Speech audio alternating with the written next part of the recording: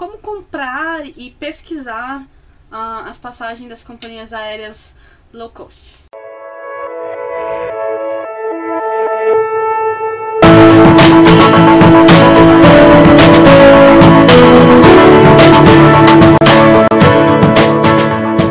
Oi gente, hoje eu vim aqui falar pra vocês sobre o processo de compra das passagens internas pela Europa. Semana passada eu falei pra vocês que eu decidi comprar a passagem de ida chegando em Madrid e de volta de Milão. Então existe o processo de Madrid até Milão, passando aí por mais de 10 cidades. E havia uma decisão a tomar quando a gente decidiu as cidades que a gente queria ir. Fazer de trem ou de avião. Na verdade, no conceito mochilão, todo mundo faz de trem. E essa era a nossa primeira opção. Vamos fazer tudo de trem. Não sei se vocês sabem, existe um passe de trem para jovens até 26 anos, que ele é mais barato. Então, assim, com essa idade você tem as passagens de trem, elas têm um desconto. E com os passes por um período determinado, e aí 5, 10, 15, 20 dias, você tem passagens ilimitadas de trens dentro de determinadas regras, abre aspas. E aí nessas aspas, essas regras fizeram que eu e minha amiga decidíssemos que não valia a pena a gente utilizar o passe de trem. Primeiro porque a gente tinha 35 dias fechados para conhecer os países que nós escolhemos. Então assim, o tempo era curto. E por exemplo, uma viagem de Madrid para Paris, que seria um dos primeiros roteiros, leva 10 a 12 horas. Então seria um trem noturno. Um trem noturno, eu preciso fazer uma reserva.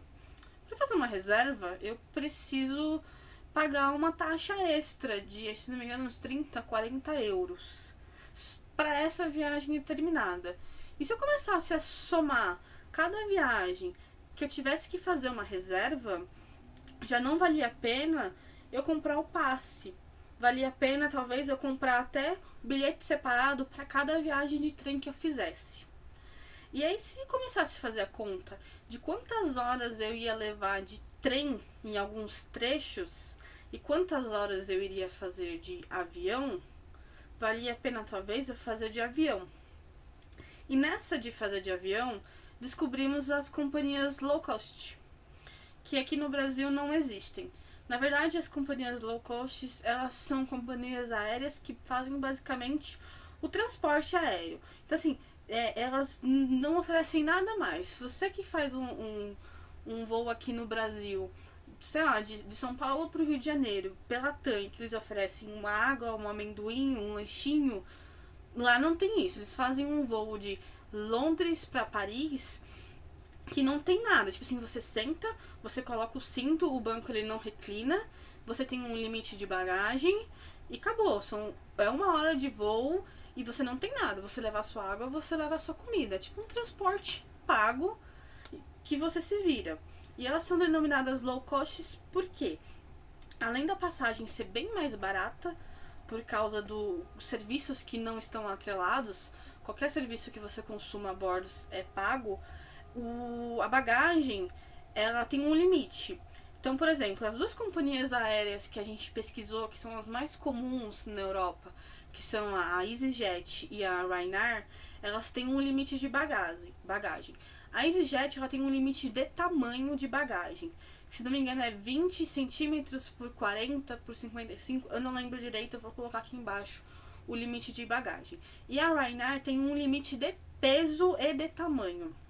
Então assim, você com uma bagagem de mão, dentro desses limites, entra no voo pagando um preço bacana. Então, por exemplo, teve trechos de viagem que eu paguei 15 euros numa passagem, 20 euros, 30, que na verdade saía bem mais barato do que uma passagem de trem. Então, na hora que a gente começou a analisar, valia bem mais a pena. Exceto por você se limitar à bagagem. E aí veio também a ajuda do conceito do mochilão. Estou indo de mochila. A mochila, ela consegue se adequar ao limite de tamanho. Qualquer coisa, eu aperto a mochila e ela se adequa dentro daquele limite. Então foi bem mais simples. Então eu acabei optando pela companhia aérea low cost do que pelo trem. Aí se hoje você me perguntar se eu faria de novo tudo de avião, eu responderia que não. Teve trechos que eu me arrependi, que eu pensei que hoje eu faria de trem. Por exemplo, de Berlim para Amsterdã, eu poderia ter feito de trem. Londres, Paris. Assim, depois que a gente viaja, a gente pensa em várias coisas que a gente poderia ter feito diferente. Assim, a gente aprende com os erros. Mas o conceito de low cost, ele super vale a pena. Mas assim, você pode passar por alguns perrengues. No meu último voo de low cost, que foram 8 na verdade, eu já não aguentava mais, apesar assim, de ser legal, eu já não aguentava mais voar por companhias low cost. Por quê? Pelo processo que você passa de medição da mala, de você tem que estar só com a mochila, porque é uma bagagem de mão. Então assim, se você é a mochila, você não pode estar com uma mochila e uma bolsa, no caso das mulheres. Então você tem que pegar a sua bolsa e colocar dentro da mochila. E você tem que medir a mochila dentro do tamanho especificado. E na minha última viagem, a minha mochila não passou do tamanho especificado. Mas pra tudo se dar um jeito. A gente tirou a mochila, abriu a mochila, vestiu mais umas 3 blusas, tirou um livro da mochila, ela passou. Quando chegou lá dentro do avião, colocamos tudo de volta na mochila e ninguém percebeu. Então assim, vale a pena? Vale a pena. É um desconforto, por um lado, sim. Mas sim, pra quem tá prezando a economia, vale a pena. Pra quem tem o costume de andar com mala gigantesca, eu já posso falar assim que não compensa. Aí você tem que fazer uma viagem, talvez de trem, ou mesmo de avião pelas companhias aéreas tradicionais. Mas como eu fui no conceito de mochileira, com pouca coisa, e aí no próximo vídeo eu vou falar pra vocês aquilo que eu levei na mochila, que é o essencial do essencial, pra sobreviver dentro de um mês, pra mim valeu a pena, foi barato, muito mais barato, e assim, eu vou dar um exemplo pra vocês. O que eu gastei de passagens internas, se eu somasse todas as passagens internas que eu fiz pela Europa, e convertesse pra reais, dava menos do que ida e volta pro Nordeste. Então assim, valeu super a pena pra mim. Então eu acho que assim, vale a pena avaliar por esse lado. O trem é confortável? É confortável. Eu andei de trem na Itália, por exemplo. Mas o passe de trem, alguns passes, eles não contemplam os trens de alta velocidade. Então, Paris, Londres, Paris, Bruxelas, Amsterdã, Itália, eles não contemplam. Você tem que pagar a parte. Então, talvez já não compensa mais. Tudo isso você tem que avaliar antes de comprar. Mas se você tem um tempo um pouco maior, por exemplo, eu encontrei mochileiros em hostels, mochileiros brasileiros que estavam de férias, estudantes do Ciências Sem Fronteiras, que tinham aí 40, 50 dias para ficar passeando, que eles estavam com esse passe e passavam 2, 3 dias viajando de trem com esse passe. Porque aí já valia a pena, eles tinham tempo sobrando para ficar no trem, perdendo tempo no trem. Eu já não tinha tempo para perder no trem. E aí você tem que pesar essas decisões na hora. Tempo versus dinheiro. Na hora de escolher entre o trem e o avião. Quando eu procurei, na verdade, eu me foquei em 2 cias aéreas, que foi a Ryanair e a EasyJet. E eu acabei não comprando na Ryanair porque o meu cartão de crédito não estava passando por um problema do site. E acabei comprando na EasyJet direto no site da EasyJet. Mas existem sites lá fora, como existe aqui dentro o Decolar.com, que reúnem todas as passagens aéreas de vários sites, reúnem e mostram quais são os melhores preços. Então, eu não lembro os sites agora, mas eu vou deixar aqui embaixo pra vocês quais são os sites, aqui no post do blog, quais são os sites pra vocês darem uma olhada e vocês pesquisam quais são os melhores preços. Sempre em euro, e aí comprando cartão de crédito converte pra dólar, e aí depois você paga em real. O problema é que você não consegue parcelar, e em quase 100% dos casos você não parcela a passagem. Essa é a parte ruim. Mas se você comprar com um pouco de antecedência, você quita a passagem antes mesmo de você ter ido viajar, o que é uma boa. Essa também é uma dica que eu deixo pra vocês. Procurem pagar tudo que você puder antes da viagem, para quando você estiver viajando ter o menos possível de dívidas e sobrar mais dinheiro ainda para você gastar lá.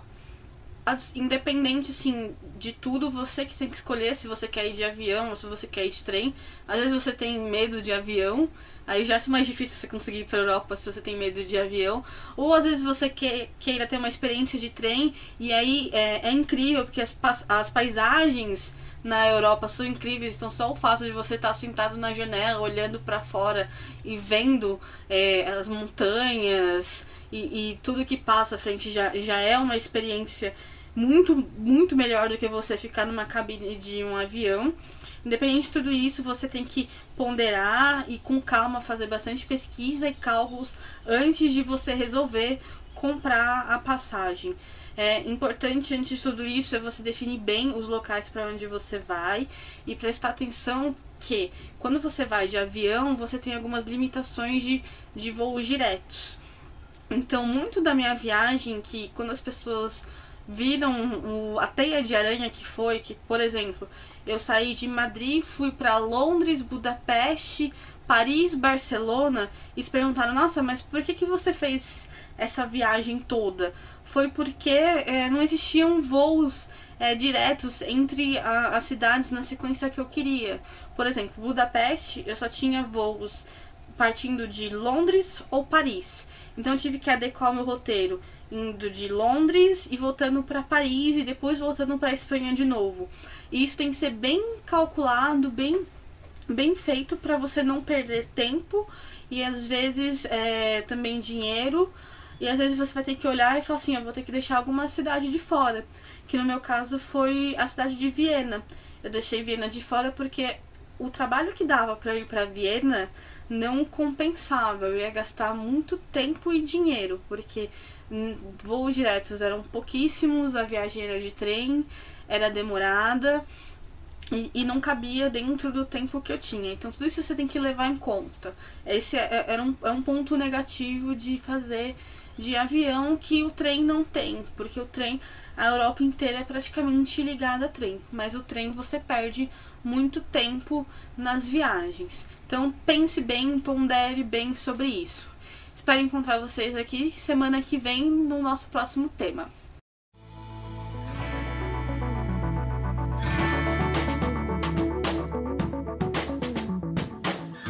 This is new for me, this is new for me.